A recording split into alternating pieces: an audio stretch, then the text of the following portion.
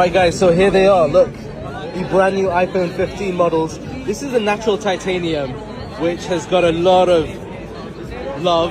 This is the iPhone 15 Pro and the larger 15 Pro Max model. Now there is a difference between these models, and that's really down to the camera, because the telephoto on the larger Pro Max model will allow you to zoom in up to 5x times. So let me get the camera, which is over there.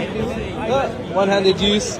You could see that it will give you up to 5x zoom on the Pro Max model, and the standard 3x zoom on the non-Max model over here. Now what I will say is both of them feel considerably lighter in the hand when compared with the existing iPhone 14 Pro and Pro Max models. The other new update has been on the mute, or the lack of the mute button now. This is called an action button, and you can actually customize that in the settings directly over there. So that's another cool addition to have. Let me know what you think of the colors. Let me know what you think of the models. That is the iPhone 15 Pro and the iPhone 15 Pro Max.